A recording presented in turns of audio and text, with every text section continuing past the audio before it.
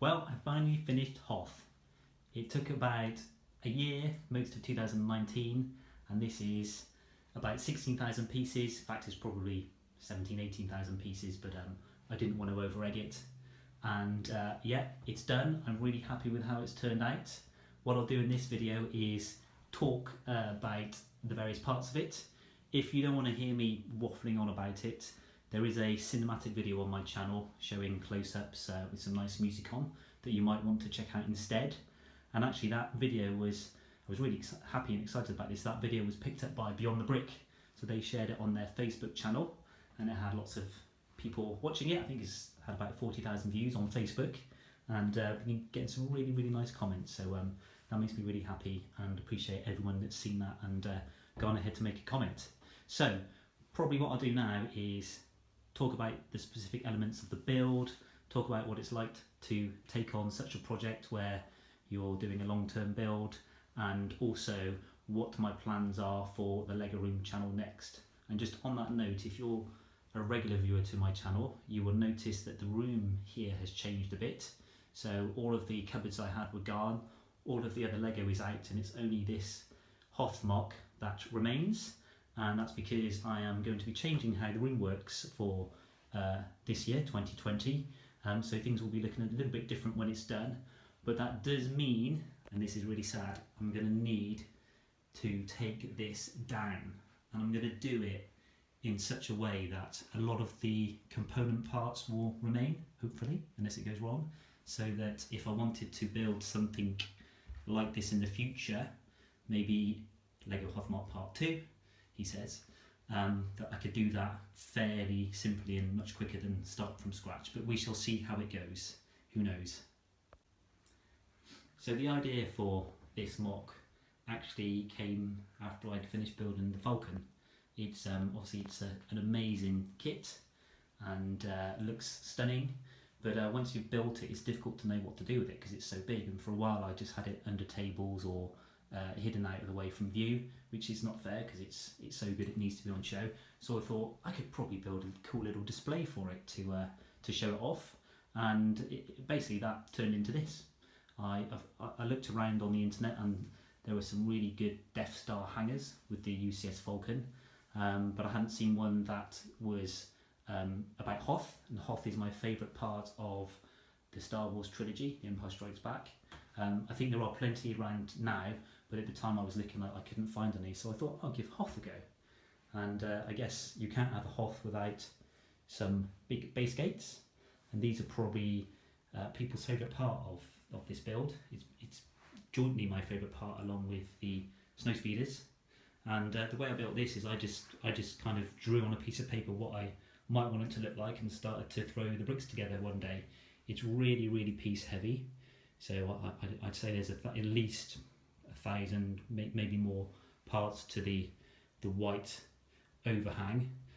It's mainly 2x4s going up the mountain, and then along here it's all the smooth tiles and the curved parts. And then the doors itself, these are mainly made of dark stone grey 2x6s, and of course the panels. Now the panels, I put those in because originally I didn't want to use panels, I wanted it to be solid bricks, but it just became too onerous, needed too many bricks, too much expense, so the panels were quite a good idea to cut down on the cost, and also I think actually they turned out pretty good. I do like the way that they look with these features I could add to it, and also doing things like this I think makes the gate look slightly battle damaged. And in terms of how it works, we've got a little piece up here. So this is the old, I think they're old now, the old power functions motors. So we've got one on each side of the gate, and it's simply one way to go that way, and one way to go that way. And I'll now show you what the gates actually look like. So this is where it all falls apart. That's okay. Oh no, we've made it, so let me put them here. So you can see a big gate on wheels, and originally I was not going to motorise this, but my good friend Legolomaniac, he saw the first video I did where I'd showcased the mounting off, and he sent me some really good pictures of how it could be motorised. And it's a really simple mechanism. So these parts here, I don't know if we can see. Oh no, you probably can't see them. I won't take it apart. But the gears are in there that they just attach onto, and then tiles for the wheels to run on to make it smooth. Originally, I didn't do this. I didn't have the tiles because I like the sound of the gate going over the studs. But in order to keep the gate smooth and able to make it clasp, the tiles are what were needed. So yeah, so that's the gate, and then the front scene. Originally, it was going to be all snow. Considered having one of the ATATs attacking, but the ATAT I've got is too small compared to the Falcon, so the Scoutwalker, or ATST as it's officially called, is just the right size. And I added some detail. Obviously you've got the kind of Hoth, about the Hoth turrets, so there's space in there for a trooper to sit with his pack. And the ice river, so I don't think everyone likes the ice river because there are no ice rivers on Hoth, and also there's no Boba Fett on Hoth. But actually, if you play Star Wars Battlefront, Boba Fett is a big part of that. And also, this is my Hoth, so I've added a few things that are different to the movie Hoth. And actually, at no point have I thought this is the Echo base from the movie. It's another outpost somewhere on Hoth that's obviously much smaller and has some different features than the movie version of Echo base. So I'll just zoom in on the ice river so you can see 1x2s here on white plates, and then I think having the overhang is pretty cool. Makes it look how a river would have gone through the ice. Put that on there. Okay, so in terms of size, probably should have worked this out before I started filming, but this is probably 50 bricks high, roughly. Haven't counted.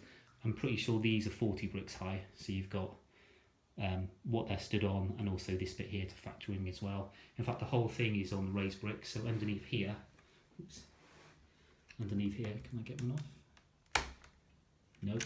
Trust me, underneath here is lots of bricks, lattice effect, and that's throughout the whole base, so everything is raised by at least one layer until you get to the very back of the base where the medical bay and the mounting in the back are on the flat plate. So that also really adds to the piece count that the MOC needs. So you know, all the bricks that are on show, thousands and thousands, but there's 1,000 at least, a couple of thousand underneath everything that you see here. Right, so now I'm at the other end of the MOC, and actually this is the first time I can get a really good view of this. So this is the Armory. Before I did my work in the room, there was a cupboard here going against it, so I could never really get the camera around to show you. So this is an Armory, and in here we've got weapons there on the wall. We've got the backpacks, breathing apparatus that the troops need when they go out into the snow. And then at this end, we've got a little control centre, and this is where the big guns are held. So they're sort of bigger guns that potentially go on the tripods here, and other bigger guns that might be used for taking out vehicles as opposed to troops, depending on what's needed. I think they might need some of those to take out the Scoutwalker. And then also, I can show you a bit more of this. So this is where the base gets its power. These are, you might recognise these are UCS X-Wing guns. And the idea is that it draws power, and then that's transferred through this to the rest of the base. And obviously if you were the Empire breaking into the base, that's your first target, hence why it's at the back of the building. And we've got a little trooper. He's not really a trooper. Controlling that, looking after it. So in terms of, there we go. In terms of piece count, underneath here, propping this up are quite a few pieces, same at this end. And then, all of the mounting work, that takes up loads and loads of pieces, not just the main ones for the structure, but the little tiles that finish it off. Here we have the Falcon. I don't need to talk too much about that, it's obviously very awesome. What I could show you though, I don't think I've shown much of before, is, oh, you've fallen over here, the landing bay that it's on. So all tiled, not quite sure how many tiles, let's just say a lot. And it was quite hard to come up with a design that worked, and also that actually was based on the pieces that I had, because when I got to this point of the build, which was quite late on, I decided I couldn't spend any more money to get new pieces in, so it had to work with what I had to hand. So I basically raided the remainder of my city that I had left in order to find these tiles, particularly the dark stone grey ones, to finish this off. The city is virtually no more. And just give you a look under there. That's quite a nice little view there. And got to stand up. We've got spotlights in each corner. The Falcon obviously covers those up, but in my story, because I do have a little story for this space isn't designed to have a ship as big as the Falcon. That said, it will actually fit through the gates. So here to here is to the exact stud the size of the Falcon. I've never passed it through because it's just impractical, but in theory it would go through. You'd have to be a good pilot to get it through, like Han Solo or Chewie. But yeah, that was always part of my plan. And then around the base I've just put stuff together that looks like kind of parts or apparatus that a busy base might have going on. The snowspeeder area, this is one of my favourite areas because I love the snowspeeders, and also I love these. I did do a video on just this part after I built it, and these really made a big difference. Beforehand I was looking at tiling them, but it didn't quite look right. I found these on eBay. That was really good. In fact, it took me a long time of figuring out how to do this area, and then just the idea came, and within 3 days I'd had them, and it was like, there it goes, easy. This is around the back of the mountain, and just to show you, we're losing a bit of light. Let me go around to the other side. A bit lighter here. So each of them have a little control panel. There you go. Control panel so that they can control the gates and have a look at what's going on using their sensors, see if there's any vehicles approaching, like that one. And then we'll just go over to the medical bay. Sorry, it's going all blurry, I do apologise. There we go. So the medical bay, again, there's videos on this, how I built this on the channel if you want to look at them. But essentially we've got 3 of the official Hoth medical bay that I smashed together and increased the footprint. So it's quite big. I think it's probably at least 40 studs long by 40 studs, something like that. You can see there's one of the grey base plates there. These are 48, so it's not far off that.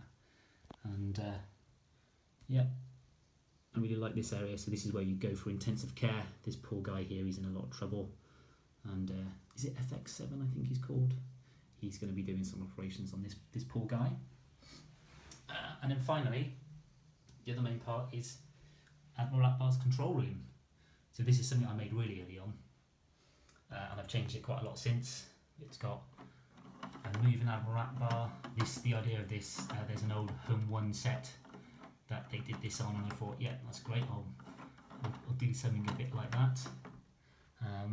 And then lots of pipe work all over the place.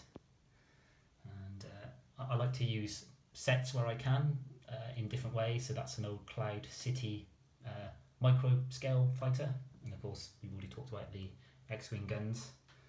So here it's a power supply for my base, and then those little things actually come off, so they can walk around and use those to control stuff and communicate with each other. And then just as I pan back, I've just tried to add figures and so on, minifigures, to make it look busy.